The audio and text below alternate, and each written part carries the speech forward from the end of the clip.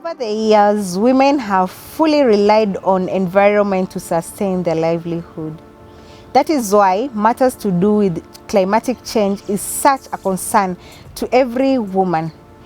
And for that reason, we are so grateful that this year Commission on the Status of Women, which are ongoing, are having climatic change and issues to do with gender equality as their priority theme. With that then, I am going to have a dialogue with two ladies who they're going to give their voices on the ongoing conversation. Hello guys, welcome to our YouTube channel. I'm your host Josephine, and with me is Josephine. Hello. And Sylvia. Hi. So when we start, we can start with you, Josephine, to see, you can talk about how civil societies can be engaged to achieve gender equality and the empowerment of all women in the context of climatic change. Okay. Thank you so much, Josephine. Thank you for bringing us on board. Thank you for the wonderful show. And I would like to say that it's a beautiful cause for us, even as other women are convening worldwide, for us even here at our level, at our local level, to sit down and actually discuss how climate, the issues around climate justice, the issues around climate change, and how they are affecting women, and most of vulnerable women and all the other women in the diversities. So I would really like to say that it's a good venture, and it's about time that all women wake up and speak up about this issue that has been for a long time sidelined. So when you check in terms of the agendas, you realize that the issues, the agendas around sustainability of women, the agendas around SDGs, you realize that sex workers have for a long time been left behind in such agendas. So it's about time that CSOs, the civil society organizations, come together and have a common voice in terms of even documenting what are some of these issues that women are facing. You realize that there's a lot of diversity when it comes to women. So it's about time that the CSOs come together, speak up, and also just advocate around the issues of climate justice. And what are those issues as a woman in working in a civil society, if you're given a chance or opportunity to advocate on when it comes to issues to do with climatic change? So when it comes to issues to do with climatic change, there's the issues of environment. And when you link it now to the CSO's theme, CSW's theme for this year, they're talking about gender equality, we are talking about policies, we are talking about how the environment is affecting women. There's a cross interlink. When the environment is affecting women, you realize it brings a lot of stressors, it brings a lot of issues. So that one automatically creates opportunities where women face a lot of gender-based violence. We have right now, when you go through the news, there's drought in certain areas, there's famine, there's a lot of rain, say in Budalangi. So what do you expect the women in Budalangi to do? Most of them have to migrate to urban areas because the climate there is not favorable for the normal living conditions that they are in. So that really disrupts even the normal livelihood and the normal well-being of a woman, and also even the community at large. Thank you so much, Josephine, for your wise words, I would say. And to you, Sylvia, how does climatic change affect women and young women in your context? You find that a young girl is experiencing a lot of challenges as a result of the climatic change. So you'll find this young girl in the rural areas is unable to even access, let me say, for example, if the only way of living is let me say, farming, and it has been affected with a drought, or let me say there've been a lot of floods, so the cash crops have been taken away, or the foods have been taken away. So this girl will try to find ways in which she can survive. So this girl will come to an urban area, try to look for more opportunities or more ways to survive. And you'll find that this young girl has let me say, responsibilities she has to cater for their families, and you find that she will really subject herself into so much unknowingly because of the reasons of the climatic change that has succumbed her where she comes from. Yeah, so maybe just to add on what Sylvia has just said, and to keep the conversation going, just in addition to that, you realize there's issues of unemployment, and then there's issues of poverty.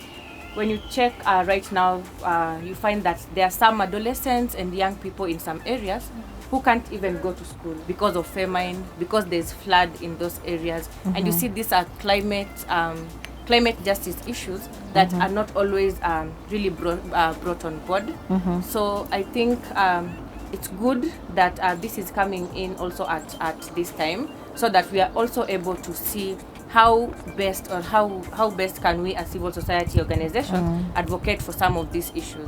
Oh yeah, with the voices that we have. Very true. So in other words, what the two of you are communicating is that when there is calamity, when there is disaster, when there is climatic change, then it affects the women generally, yeah? Yes, so this really affects women. Yeah. And there's this saying that goes, when you educate a woman, you educate the whole nation. So you realize the burden that already that women already have in their hands. So when you have such things in the community not moving, and maybe just linking economic empowerment to climate justice, so you realize there's a very thin link between that. So an economically just society means that everyone is happy, everyone can be able to generate a livelihood for themselves. So you realize women suffer the most when it comes to these issues.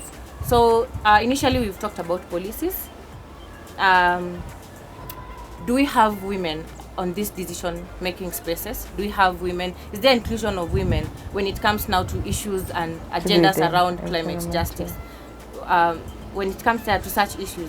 So I feel like women have been left behind, even in the African countries. When you look at Kenya, we've been trying to implement the two-thirds gender rule. How far has that brought us? So it's about time, probably, for civil society organizations to come back to the drawing board. Let us speak up, and let us also speak up with courage, knowing very well that we are the ones who are facing these issues. And when we localize our issues, when we localize our problems, it's very easier for us to get even the answers and solutions, and to be able to influence the policies that need to be influenced in that area. Given a chance, maybe to highlight the key priority issues that you can, as a civil society, lobby for, to come up with better policies for harm reduction when it comes to climatic justice. What are those things that you can quickly push for, or you feel it's very urgent for the women and young girls? I'll rely on leadership. Yeah. Let's have young people being mentored to take up these leadership places. So it's a good thing, and that this is coming up right now. And also the issues of gender equality. You realize it's an issue that has been there for a long time. We have so many people talking about SDG 5 all the time, but when it comes to the ground, there's a friend of mine actually who once told me that issues of gender equality are only in Nairobi. When you go to other marginalized counties, when you go to other marginalized places, you realize that women are still suffering even under the patriarchal system that is already in place. Yeah, I would also really like to emphasize on Josephine's points. Leadership is paramount. When it comes to women in leadership, it's extra paramount. Okay? So when we have women on the forefront of our custom-made problems to custom-make our own solutions, that will be the end of it. So the moment we don't include women in these platforms to help us in coming up with solutions of these problems, there's no way you can come and wear my shoe and you don't know how it fits. You get? So we must be included in all diversities. So given a chance today, if today we elect you to represent us, what will be your voice? What will be that key concern when it comes to environmental justice for young women and the girls that you're representing? So I think my first agenda will be equality. Equality, Yes, to push for equality so that everything can be put on the same level, so that these the same rights this young girl is getting in Nairobi is the same rights this young girl will get in either maybe Homa Bay County. Yeah. So everything will be at equilibrium. Equality when, say for example, And in everything, in anything, in everything, opportunities in for everything, everyone. for everyone. for In terms of education, in terms of employment, opportunities, in everything. nice. Is there something maybe you want to add upon, Josephine? So maybe for the natural resources, I would like to say because the issues of climate come more so in the environment, and these are issues that are affecting women, they are issues that are affecting sex workers. So let's also look also as civil societies on how we can tap into the natural resources that are already presented to us in so that we are able to ensure sustainability of our program.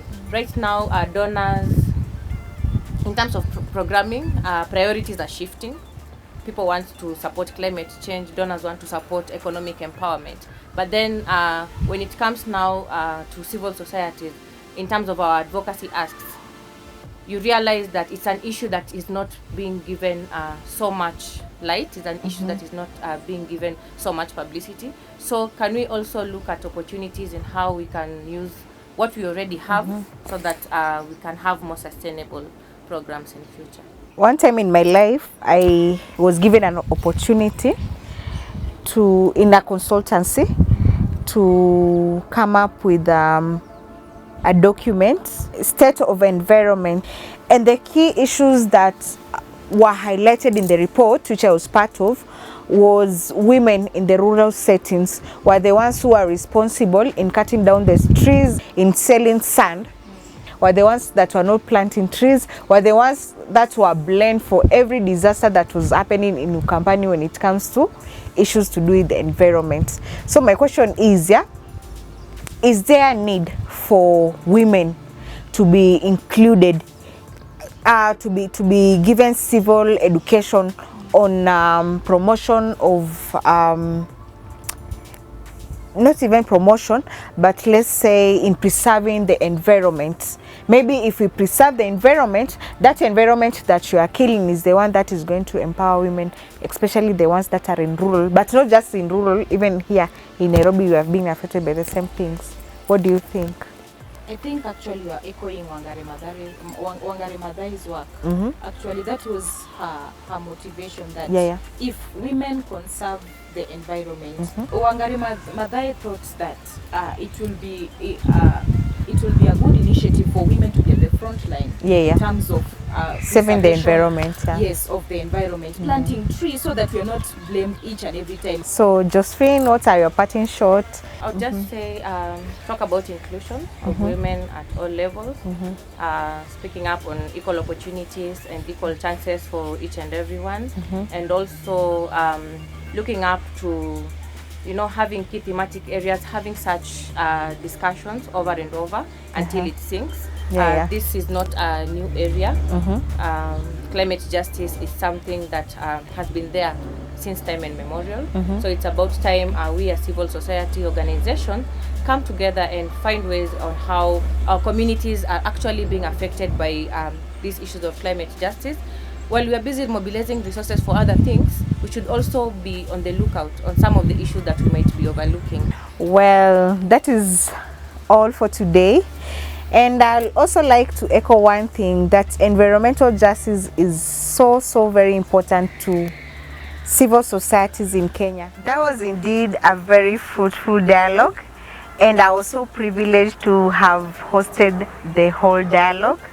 And for the parting shots, I am urging the government to work hand in hand and in partnership with civil societies and women at large to make sure that they mainstream gender responsive approaches when it comes to climate justice. Bye bye for now.